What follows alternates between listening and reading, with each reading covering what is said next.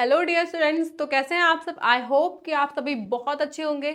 मेरा नाम है मोनिका, मैं आपका स्वागत करती हूँ एक बहुत ही बेहतरीन ई लर्निंग प्लेटफॉर्म पे जिसका नाम है मुफ्त शिक्षा।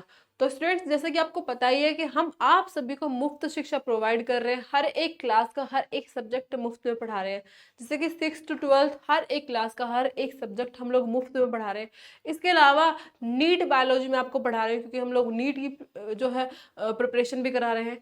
इसके अलावा आने वाले कुछ समय में हम बहुत सारे सब्जेक्ट्स और बहुत सारे एग्जाम्स की प्रिपरेशन भी कराने वाले हैं, जैसे कि आपके एसएससी के जितने भी एग्जाम्स होते हैं उनकी।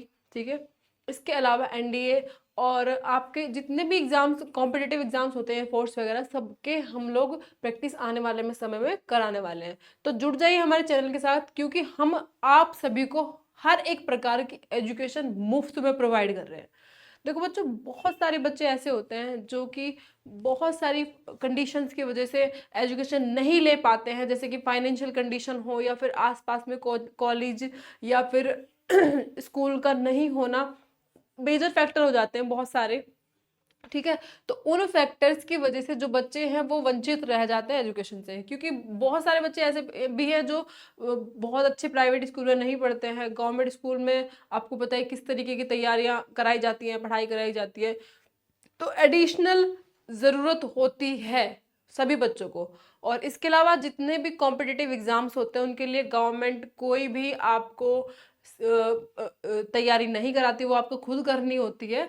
तो आप या तो किसी कोचिंग सेंटर से जुड़ेंगे, पेड कोचिंग सेंटर से, जहाँ पे आपको पे करना पड़ेगा, या फिर आप अगर आप पे नहीं कर पा रहे हैं तो आपको बहुत ही रेयर चांसेस में आपको फ्री एजुकेशन मिलेगी, क्योंकि बहुत सारे चैनल्स ऐसे भी हैं अभी भी जो मुफ्त में शिक्षा भी प्रोवाइड कर रहे हैं। बट बच्चों वो सारा कुछ मुफ्त में नहीं पढ़ाते हैं। जैसे कि मान लिया उन्होंने कंटेंट पढ़ा दिया फ्री में, लेकिन वो क्वेश्चन प्रैक्टिस नहीं कराएंगे, क्योंकि बच्चे ने अगर कंटेंट वहां से पढ़ लिया तो बच्चा क्वेश्चन प्रैक्टिस करने के लिए कहाँ जाएगा। तो बच्चा क्वेश्चन प्रैक्टिस के जो मॉक टेस्ट वगैरह होते हैं या फिर नॉर्मल टेस्ट होते हैं, daily DPP daily practice paper, उनके लिए पे करने की कोशिश करता ही है। पे करके ही उनको क्वेश्चन प्रैक्टिस करनी होती है, क्योंकि बच्चों आपको पता है कि क्वेश्चन प्रैक्टिस के बिना आपकी तैयारी बिल्कुल अधूरी है। तो बच्चों, आपको क्वेश्चन प्रैक्टिस करनी भी बहुत ज़रूरी है। तो जो कोचिंग सेंटर्स वाले होते हैं अधिकतर इसी बात का फ़ायदा उठाते हैं। ठीक है, अगर वो कॉम्पिटिटिव एग्जाम्स की तैयारी करवा रहे हो तो इसी चीज़ का फ़ायदा उठाते हैं। बट बच्चों, हमारे यहाँ पे आपको हर प्रकार की एजुकेशन मुफ्त में मिल रही है। लाइक हम लोग जो है कंटेंट मुफ्त में दे रहे हैं। हर एक क्लास का हर एक सब्जेक्ट हम लोग फ्री में पढ़ा रहे हैं। इसके अलावा नीट भी हम लोग पढ़ा रहे हैं। मैं आपको पढ़ा रही हूँ नीट बायोलॉजी। मैं आपको कंटेंट तो फ्री में दे रही हूँ, इसके अलावा मैं आपको क्वेश्चन प्रैक्टिस भी बहुत ही ज़्यादा अच्छी मात्रा में करा रही हूँ। ठीक है, तो इसका लुफ्त उठाते रहिए और अपने आसपास के लोगों को भी बता दीजिए। आपके मित्र जो भी हैं या फिर आपके सहपाठी हैं, उन सभी को आप बता सकते हैं। अपने परिवार के लोगों को बता सकते हैं कि आप एक चैनल है मुफ्त शिक्षा, वहां पे जाके मुफ्त में शिक्षा ग्रहण कर सकते हैं। तो बच्चों, आप इस चीज को लोगों को बता के हमारे लिए जो है गुरु दक्षिणा वाला काम करेंगे, क्योंकि बच्चों हम अगर आपको फ्री में पढ़ा रहे हैं ना, तो हम आपसे सिर्फ इतना मांग रहे हैं कि आप हमारी वीडियो को लाइक करें, शेयर करें और चैनल को सब्सक्राइब करें और आसपास के लोगों को इसके बारे में बताएं। ठीक है बच्चों, तो इसी के साथ हम स्टार्ट करते हैं आज की वीडियो, आज का टॉपिक। ठीक है, तो आपको जैसे पता ही है बच्चों कि हमने क्या किया था। हमने आपका चैप्टर स्टार्ट किया था जिसका नाम था sexual reproduction in flowering plant. इसकी फर्स्ट वीडियो मैं आपको करा चुकी हूँ। ठीक है, जिसमें हमने मेल गैमेटोफाइट के बारे में पढ़ा था। ठीक है, तो माइक्रोस्पोरेंजियम के बारे में पढ़ा था। आज हम पढ़ेंगे फीमेल गैमेटोफाइट के बारे में और मेगा स्पोरेंजियम के बारे में। ठीक है, तो हम उसका जो है फॉर्मेशन फंक्शन स्टेप्स वाइज देखेंगे। ठीक है, तो क्या क्या टॉपिक पढ़ेंगे हम, पिस्टल के बारे में पढ़ेंगे। ठीक है, ओव्यूल और एम्ब्रियोसेक के बारे में पढ़ेंगे। ठीक है,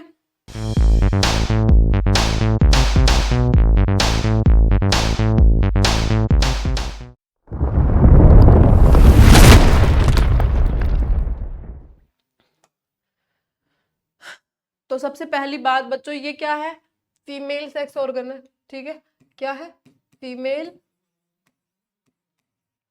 सेक्स ऑर्गन्स। ये क्या है बच्चों? फीमेल सेक्स ऑर्गन्स हैं, ठीक है। तो इनके बारे में पढ़ते हैं। तो पिस्टिल, सबसे पहले ये पिस्टिल क्या होता है? द गाइनोशियम में consist of a single pistil, जिसको हम बोलते हैं मोनोकार्पिलरी, और may have more than one pistil, यानी कि मल्टीकार्पिलरी। तो बच्चों ये आपको पूरा स्ट्रक्चर दिखाई दे रहा है, ठीक है। इसको हम क्या बोलते हैं? इसको हम बोलते हैं पिस्टिल।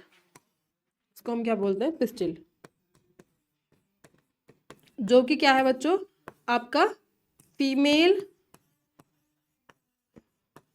सेक्स ऑर्गन है, ठीक है। क्या है बच्चों? फीमेल सेक्स ऑर्गन है, ठीक है। तो अब यहाँ पे एक चीज बताई गई कि मोनोकार्पिलरी या फिर मल्टीकार्पिलरी। तो बच्चों ये अगर इस जिसके अंदर एक कार्पल होगा उसको हम बोलेंगे मोनोकार्पिलरी,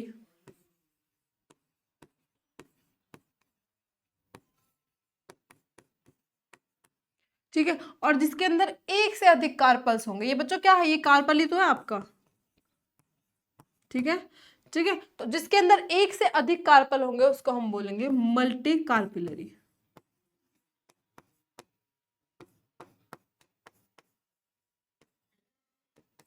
ठीक है बच्चों। तो ये क्या है आपका? फीमेल सेक्स ऑर्गन है, ठीक है बच्चों। If there are more than one the pistil may be fuse together, जिसको हम बोलेंगे सिनकार्पस, जैसे कि हिबिस्कस में होता है, पेपरवर में होता है। और मे बी फ्री, यानी कि एपोकार्पस, जैसे कि अमोना में होता है और मिक्केलिया में होता है, ठीक है बच्चों। तो बच्चों इसमें बताया गया है कि अगर एक से ज्यादा पिस्टिल्स हैं और वो एक साथ फ्यूज्ड हैं तो हम उनको क्या बोलेंगे? उनको हम बोलते हैं सिनकार्पस। उनको हम क्या बोलते हैं? सिनकार्पस, जैसे कि यहाँ पे आपको दिखाई दे रहा है, ठीक है। इनको हम क्या बोलते हैं? सिनकार्पस, ठीक है। और एग्जाम्पल क्या है इसका? जैसे कि हिबिस्कस हो गया और सिनका वो पेपावर होता है, ठीक है बच्चों। अब ये है एपोकार्पस, ठीक है, जिसमें ये फ्री होते हैं, फ्यूज नहीं होते, इसको हम बोलते हैं एपोकार्पस, ठीक है बच्चों। A dissected flower of hibiscus showing pistil other floral part have been removed, ठीक है। इसके सारे फ्लोर पार्ट जो हम रिमूव कर दिए, यहाँ पे सिर्फ ओवरी दिखाई गई है आपको, ठीक है। और ये थैलेमस है, ये इसका स्टाइल है, और ये ऊपर स्टिग्मा है, ठीक है। हिबिस्कस का फ्लावर है ये। तो ये एग्जाम्पल है आपका जो अभी मैंने बताया था, सिनकार्पस वाला, ठीक है। ये है पेपावर, पेपावर का एग्जाम्पल है। ये कैसा है? मल्टी कार्पलरी, यानी कि बहुत सारे कार्पल्स आपको दिखाई भी दे रहे होंगे, ठीक है। There are three parts of each pistil, the stigma, style and ovary. आपके पिस्टिल के 3 पार्ट्स होते हैं बच्चों, ठीक है। अरे ये क्या हो गया?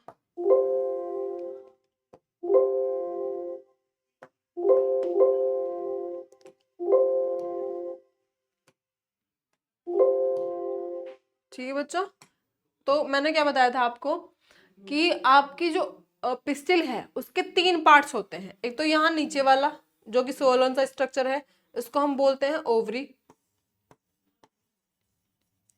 ठीक है। इसको हम क्या बोलते हैं? ओवरी। क्या बोलते हैं बच्चों? इसको ओवरी बोलते हैं, ठीक है।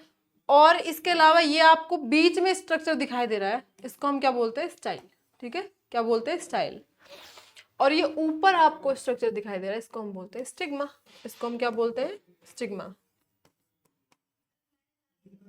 ठीक है बच्चों। क्या बोलते हैं इसको? स्टिग्मा बोलते हैं, ठीक है।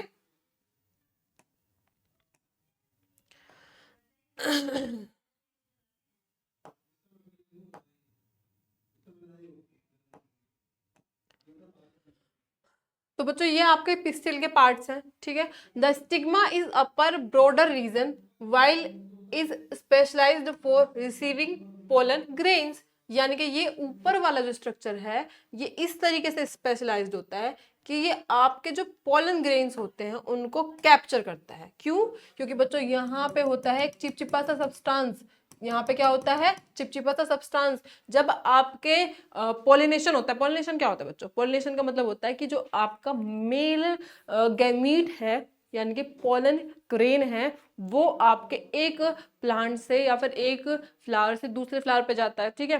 तो वो किसके थ्रू होता है? कॉमनली तो आपके इंसेक्ट्स के थ्रू ही होता है, ठीक है, क्योंकि आपके इंसेक्ट्स नेक्टर के लिए आपके फ्लावर्स पे आती है, तो वो एक फ्लावर से दूसरे फ्लावर पे जाती है, तो वो जो है पोलन उनकी बॉडी पे चिपक जाता है। तो जब वो एक फ्लावर से दूसरे फ्लावर पे बैठते हैं जाके, तो वो वहां पे अगर आपके नेक्टर के लिए आए हैं, तो वहां पे ये जो आपको स्टिकी सब्सटेंस दिखाई दे रहा है, इस पे यहाँ पे आपका पोलन ग्रेन चिपक जाता है। यहाँ पे क्या होता है बच्चों, यहाँ पे आपका पोलन ग्रेन जो है चिपक जाता है, ठीक है, और यहाँ से वो अंदर आ जाता है, ठीक है, और ये ओवरी के पास पहुंच जाता है, ठीक है। तो 3 पार्ट्स होते हैं आपके ओवरी के, स्टिग्मा, स्टाइल एंड ओवरी, ठीक है, आपके पिस्टिल के। The style is long stalk like structure and ovary basal swollen ovule containing region, क्योंकि आपकी ओवरी के पास ही क्या होता है, ओव्यूल होता है बच्चों। अब हम ओव्यूल की बात करते हैं, ठीक है। तो ओव्यूल यहाँ पे आपको दिखाई दे रहे हैं, ठीक है। तो ovule integumented megasporangium. Ovary has an ovarian cavity with 1 or more chambers, जिनको हम बोलते हैं locules. The placenta is located inside the ovarian cavity, ठीक है बच्चों। ये आपको यहाँ पे ओवरी का टीएस सेक्शन दिखाई दे रहा है, ठीक है। ये क्या है आपका, ये है आपका ओव्यूल, ठीक है। ये क्या है आपका ओव्यूल। ओव्यूल के बाहर की कवरिंग को हम बोलते हैं लोक्यूल। और यहाँ पे जो आपको दिखाई दे रहा है, ये जैसे कि आपके ह्यूमंस में भी होता है प्लेसेंटा, उस तरीके से यहाँ पे भी प्लेसेंटा होता है। तो ये टीएस सेक्शन में हमने देख लिया, ठीक है। तो 1 or more ovules are present inside the ovary, यानी कि किसी भी ओवरी के अंदर एक या एक से अधिक ओव्यूल्स जो है मिल सकते हैं, ठीक है। Plants with 1 ovule in ovary, ये एग्जांपल्स है। ये आप पे कोई इस पे क्वेश्चन आ सकता है बच्चों कि एक से अधिक ओव्यूल ओवरी के अंदर किस किस में होते हैं। तो किस किस में होता है, व्हीट में होता है, पैडी में होता है, मैंगो में होता है, ठीक है। Plants with many ovules in an ovary, sorry बच्चों मैंने उल्टा बोल दिया, यहाँ पे 1 ओव्यूल वाले होते हैं व्हीट, पैडी और मैंगो, और मैनी ओव्यूल्स वाले होते हैं पपाया, वाटरमेलन और ऑर्चिड्स, ठीक है। The ovule is a small structure, ovule छोटा स्ट्रक्चर है ओवरी के अंदर, attach to the placenta by means of a stalk called funicle, ठीक है। ये आपका क्या है, ये आपका फ्यूनिकल, ठीक है। ये यहाँ पे आपका क्या है, फ्यूनिकल है। ये क्या है आपका, ये आपका पूरा ओव्यूल है, ठीक है। यहाँ पे आपका देखो, मैं दूसरी उस पर दिखाऊंगी स्लाइड में, रुको। The point of attachment of the funicle with the main body is called as the hilum, ठीक है। तो ये यहाँ पे जहाँ से आपका फ्यूनिकल मेन बॉडी से अटैच होता है, इसको हम हाइलम बोलते हैं। अभी दिखा देती हूँ, यहाँ पे देखो ये क्या है आपका, फ्यूनिकल है, ठीक है। ये आपका हाइलम है, ठीक है, आपको दिखाई दे रहा है बहुत अच्छे से, ठीक है। ये क्या है आपका ओव्यूल है, ठीक है। Sometimes funicle get fused with the body of ovule along one side and forms a ridge known as raphe, ठीक है। ये आपको दिखाई दे रहा है यहाँ पे, इसको हम बोलते हैं रेफ, ठीक है। तो ये कभी कभी होता है कि जो आपका फ्यूनिकल होता है, जो आपको फ्यूनिकल होता है वो फ्यूज हो जाता है बॉडी से, ओव्यूल की बॉडी से, ठीक है, और क्या बनाता है, एक रेफ बनाता है, ठीक है। ये इससे फ्यूज हो जाता है यहाँ से, ठीक है। The main body of the ovule is called as, सुनो यहाँ से, the basal region of the ovule is called known as chalaza. जो आपका बेसल रीजन होता है ये वाला, ठीक है। देखो जहां से ये ओपनिंग दिखाई दे रही है ना बच्चों आपको, इसको हम बोलते हैं माइक्रोपाइल, ठीक है, इसको हम बोलते हैं माइक्रोपाइल। और इसका जो अपोजिट एंड है उसको हम बोलते हैं चलाजा, ठीक है बच्चों। अपोजिट एंड को हमेशा हम क्या बोलेंगे, चलाजा, ठीक है। तो ये यहाँ पे आपको इस तरीके का ओव्यूल दिखाई दे रहा है, यानी कि उल्टा है, ठीक है, नीचे की तरफ इसका माउथ। ऐसा भी हो सकता है कि ओव्यूल ऐसा हो, यानी कि यहाँ पे इसकी ओवरिंग हो, ठीक है। तो जहां पे ओपनिंग होगी उसको हम क्या बोलेंगे, माइक्रोपाइल, ठीक है। फिर से यहाँ पे माइक्रोपाइल, और चलाजा क्या होगा, इसका अपोजिट एंड, यानी कि यहाँ वाला जो एंड होगा इसको हम बोलेंगे चलाजा, ठीक है बच्चों, ये आप ध्यान रखेंगे। Main body of an ovule is called as nucellus. जो आपके ओव्यूल की मेन बॉडी होती है ये वाली, जिसमें कि जो कि बहुत ज्यादा सेलुलर स्ट्रक्चर है, ठीक है, टेंस। तो इसको हम क्या बोलेंगे, न्यूसेलस, ठीक है। इसको ही हम क्या बोलेंगे, megasporangium, which consist of mass of parenchymatous tissue, यानी कि यहाँ पे काफी सारा पेरेन्काइमेटस टिश्यू होता है, ठीक है बच्चों। Cells of nucellus have abundant reserve food material. Nucellus के पास में बहुत सारा ज़्यादा फूड मटेरियल अच्छा खासा होता है। वो क्यों? क्योंकि बच्चों आपको पता है आपकी सीड्स होती हैं, ठीक है, आपने सीड्स देखी होगी।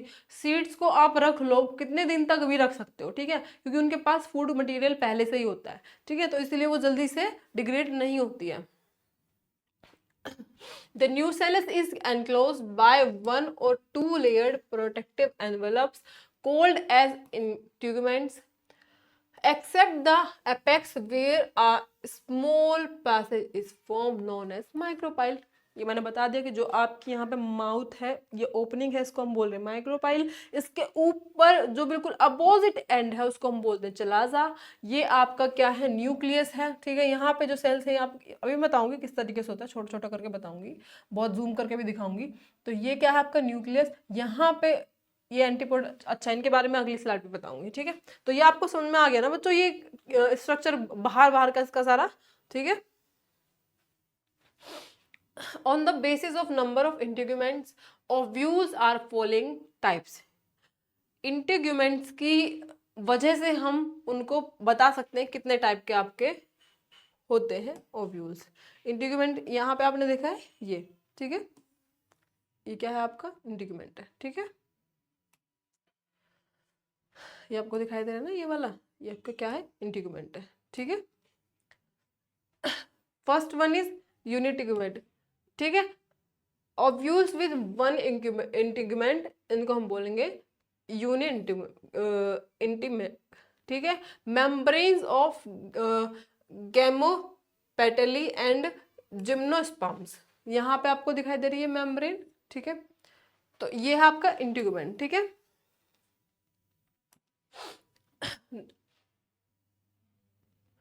अब यहाँ पे आपको दूसरे टाइप का आपका ओव्यूल दिखाई दे रहा है, ठीक है, यानी कि इसमें अलग देखो, यहाँ पे सिर्फ एक इंटीग्यूमेंट था, पहले वाले में आपको यहाँ पे एक सिर्फ एक इंटीग्यूमेंट दिखाई दे रहा होगा, यहाँ पे आपने देखा एक इंटीग्यूमेंट था, इसको हम बोलते हैं यूनी, इसीलिए हम यूनी मतलब एक, ठीक है।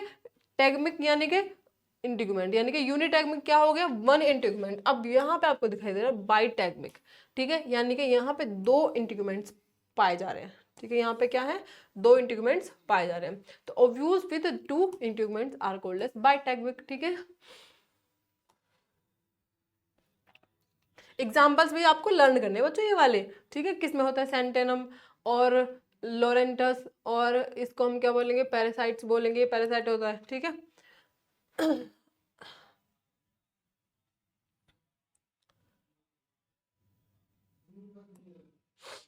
तो अब है एटिग्मेटिक, ठीक है। तो इसमें होते हैं ओव्यूल्स आर विदाउट इंटीग्यूमेंट्स, जिसमें इंटीग्यूमेंट्स होते हैं उनको हम क्या बोलते हैं, एटिग्मेटिक, ठीक है, ठीक है। एग्जाम्पल आपको ये रहे, और one on the basis of the relative position of micropyle body of the ovule and funicle, that means the degree of curvature, the ovules are following types, यानी कि ऑर्थोट्रोपस, एनाट्रोपस, कैम्फिलोट्रोपस, ठीक है। तो सबसे पहले देखते हैं ऑर्थोट्रोपस, ठीक है। The micropyle and chalaza and funicle are in a straight line, यानी कि यहाँ पे फ्यूनिकल है, फिर यहाँ पे चलाजा और यहाँ पे माइक्रोपाइल, स्ट्रेट लाइन में इसको हम बोलेंगे ऑर्थोट्रोपस, ठीक है। एग्जाम्पल है इसका पाइपर, पॉलीगोनम और cycas. This is the most primitive type of the ovule, it is also called as incurred ovule, ठीक है। अब नेक्स्ट है, ये उल्टा हो गया, ठीक है, anatropous. It is inverted ovule, micropyle lies close to hilum or at side of hilum. Example found in 82% of angiosperm families, ठीक है। Asteraceae यानी कि ट्राइडेक्स एंड हेलिनेंथस और हेलिनेंथस एनस, ठीक है। तो बच्चों ये किसमें पाया जा रहा है, इनमें पाया जा रहा है। एग्जाम्पल भी आपको लर्न करने जरूरी, क्योंकि इन पे क्वेश्चन आ जाता है। तो इसमें क्या होता है, इन्वर्टेड ओव्यूल होता है, ठीक है। यहाँ पे आपको दिखाई दे रहा है आपको माइक्रोपाइल, ये आपका चलाजा है, ठीक है, और हाइलम यहाँ पे है, ठीक है। डिग्री भी याद करनी बच्चों आपको, degree of curvature of this ovule is 180, ठीक है। Campylotropous ovule is carved more or less at right angle to funicle micropylar and is bent down slightly.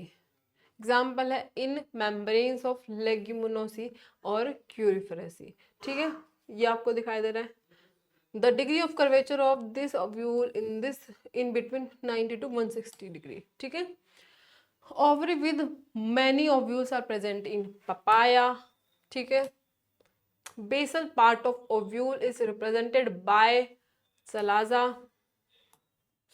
Ovules are unitegmic and anatropous in membranes of asteraceae. Sporogenesis की बात कर लेते हैं, किस तरीके से फॉर्मेशन होता है, ठीक है। The process of formation of megaspores from the megaspore mother cell is called as megasporogenesis, यानी कि एमएमसी से मेगास्पोर्स का बनना is called as megasporogenesis, ठीक है। Ovules generally differentiate a single megaspore mother cell यानी कि MMC in the micropylar region of the nucellus. It sorry बच्चों, it behaves as megaspore mother cell. देखो इस तरीके से होती है, ठीक है। तो सबसे पहले क्या होता है कि MMC होती है मेगास्पोर मदर सेल, वो बनाएगी मेगास्पोर। तो इसमें काफी सारे स्टेप्स होते हैं, ठीक है। तो उन स्टेप्स की बात कर लेते हैं बच्चों, sorry. It is a large cell containing dense cytoplasm and a prominent nucleus, ठीक है।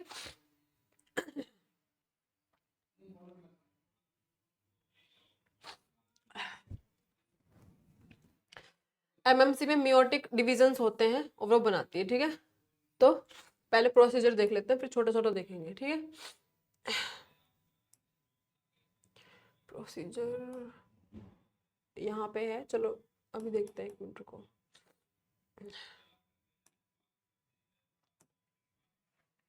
It is large cell containing dense cytoplasm and prominent nucleus.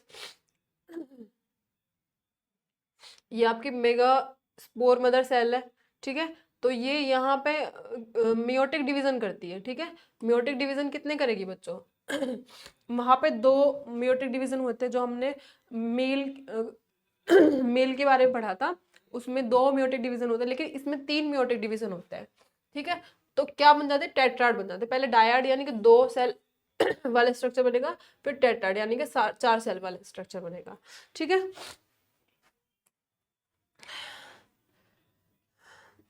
Female gametophyte को बच्चों एम्ब्रियोसॉक भी बोल देते हैं, ठीक है।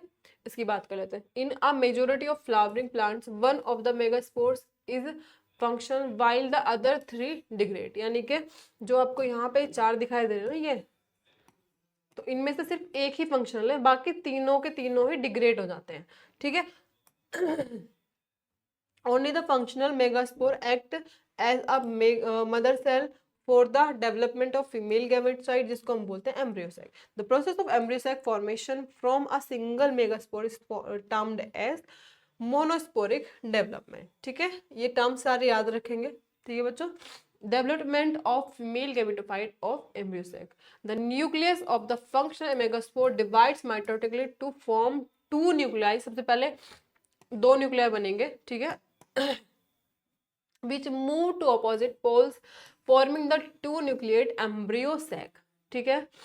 Two more sequential mitotic nuclear divisions result in the formation of the four nucleate and later the 8 nucleate stages of the embryo. So इसके बारे में बताती हूँ, पहले यहाँ पे देखो, ठीक है. सबसे पहले क्या हुआ, दो सेल है, ठीक है, ये एनसीईआरटी का डायग्राम है बच्चों.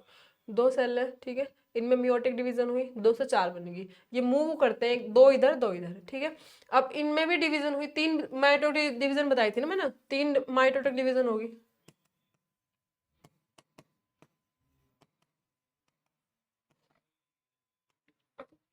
ठीक है. यहाँ पे भी डिवीजन हुई, 3 माइटोटिक डिवीजन हो गई. तो बच्चों ये सबसे पहले क्या करते हैं, यहाँ पे एक बीच में जो फंक्शनल एग सेल है वो यहाँ पे होती है, ठीक है, यहाँ पे, ठीक है। बाकी यहाँ पे दो साइड साइड में सिनर्जिड्स लग जाते हैं, ठीक है। तीन सेल हो गई, तीन न्यूक्लिएट है, यहाँ पे एक सेल ये, एक ये तीन होती है, ठीक है। यहाँ पे इनका लगा होता है इस तरीके से फिलिपोम अपरेटस, ठीक है, इसको हम बोलते हैं फिलिपोम अपरेटस।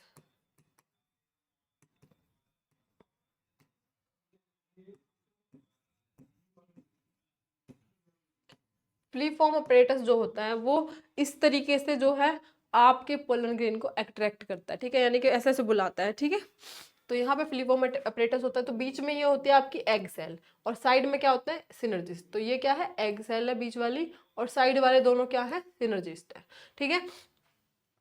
ये इसका अरेंजमेंट बता रही हूँ किस तरीके से होता है, ठीक है। तीन सेल हो गई। अब बाकी तीन यहाँ पे आ जाती है लास्ट में, ठीक है। बाकी की तीन कहाँ जाती है, लास्ट में जाती है, ठीक है। अब यहाँ पे दो सेंटर में बच जाती है, ठीक है। अब यहाँ पे इनकी बाहर से ये अरेंज होना स्टार्ट हो जाती है, ठीक है बच्चों, अरेंज होना स्टार्ट हो जाती है। यहाँ पे आपको दिखाई दे रहा है हैंड लाइक स्ट्रक्चर, ये है फिलिपोम अपरेटस। तो बीच में क्या है, एग सेल है, साइड में दो आपको सिनर्जिस्ट दिखाई दे रहे हैं, ठीक। अब यहाँ पे दो सेल आ जाएंगी, इनके पास में खुद की कोई मेम्ब्रेन नहीं है, ठीक है, कोई भी मेम्ब्रेन नहीं है, इनको हम बोलते हैं पोलर न्यूक्लियाई, ठीक है, और इनको सेंट्रल सेल भी बोल देते हैं, ठीक है।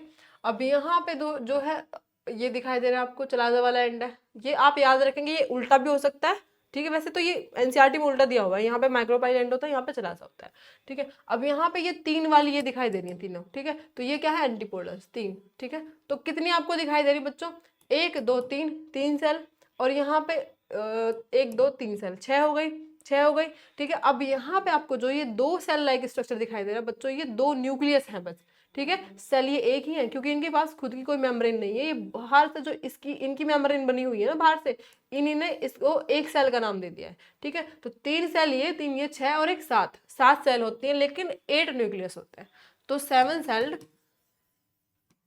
और एक न्यूक्लियर, ठीक है। It is of interest of note that these mitotic divisions are strictly free nuclear divisions because these are not followed immediately by cell wall formation. 6 of the 8 nuclei are surrounded by cell walls and organized into cells. The remaining 2 nuclei, called polar nuclei, are situated below the apparatus in the large central cell. There is a characteristic distribution of cells within the embryo sac. वही वाली बात लिख रखी है यहाँ पे, तीन antipodal है, ठीक है। यहाँ पे दो सिनर्जिड्स हैं, ये वाले सिनर्जिड्स के पास में ऐसे हैंड लाइक स्ट्रक्चर होता है जो कि यहाँ से आपके पोलन ग्रेन को जो है बुलाने का काम करता है, अट्रैक्ट करने का काम करता है। ये आपकी एग सेल है, ये यहाँ पे दो न्यूक्लियाई वाली सेल पड़ी है, दो न्यूक्लियाई है, यहाँ पे एक ही सेल है बोलेंगे हम इसको, ठीक है। ये क्या है आपके, ये है आपके एंटीपोडल्स, ठीक है बच्चों।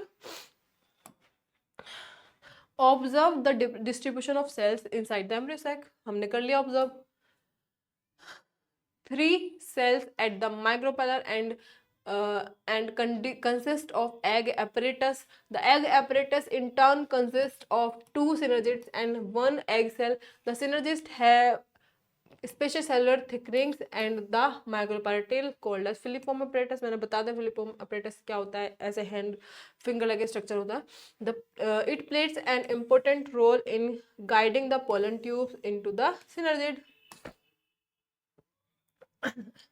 पोलन ट्यूब क्या होती है बच्चों, अभी बताया था ना मैंने पीछे, ये इस तरीके से पोलन ट्यूब यहाँ पे होती है, और ये आपका स्टिग्मा होता है, यहाँ पे आपका जो है पोलन ग्रेन यहाँ पे अट्रैक्ट होता है, इस पे चिपक जाता है, यहाँ से पोलन ट्यूब के थ्रू अंदर आता है, ठीक है बच्चों। एंटीपोटल्स और vegetative cells, 3 cells are at the chalazal and are called as antipodal, ये बता दिया था मैंने, ठीक है। The large central cell has 2 polar nuclei, ये भी बता दिया। Thus a typical angiosperm embryo sac at maturity enough 8 nucleate and 7 cell, ठीक है। 8 तो न्यूक्लियस होंगे लेकिन 7 सेल्ड होंगे। एम्ब्रियो सैक का स्ट्रक्चर है ये पूरा। Mature female gametophyte of angiosperm plant is 7 celled, simple। अब तो अच्छे से समझ में आ रहा होगा ना। The cells in egg apparatus are 1 egg cell plus 2 synergids.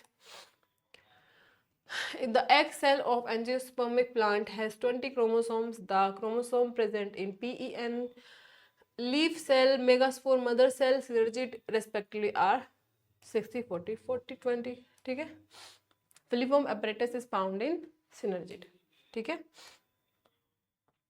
तो बच्चों यहाँ पे आपका आज फीमेल का सारा मान के पिस्टिल का स्ट्रक्चर फंक्शन सारा कुछ हमने आज कवर कर लिया है। ठीक है, किस तरीके से फर्टिलाइजेशन होती है ये सब कुछ कवर कर लिया है।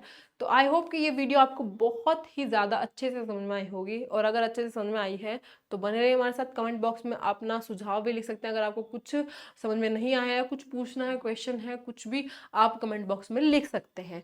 इसके अलावा आप हमारी वेबसाइट पे भी जा सकते हैं जिसका नाम है मुफ्त.शिक्षा। मुफ्त.शिक्षा पे जाके आप अपना कोई भी क्वेश्चन पोस्ट कर सकते हैं। इसके अलावा वहां पे जो क्वेश्चंस पड़े हैं पहले से उनका आंसर आप देकर, सही आंसर अगर आप देते हैं तो आपको रिवॉर्ड पॉइंट्स मिलते हैं। रिवॉर्ड पॉइंट से आप जो है गिफ्ट वाउचर भी कलेक्ट कर सकते हैं। अगर आप सही क्वेश्चन सही आंसर देते हैं क्वेश्चंस का, तो अगर आपके जितने भी रिवॉर्ड पॉइंट होते हैं उसके हिसाब से हम आपको गिफ्ट वाउचर देते हैं। ठीक है, तो बच्चों इसी के साथ वीडियो की समाप्ति करते हैं। मिलते हैं अगली वीडियो में, तो बने रहिए हमारे साथ। Thank you so much.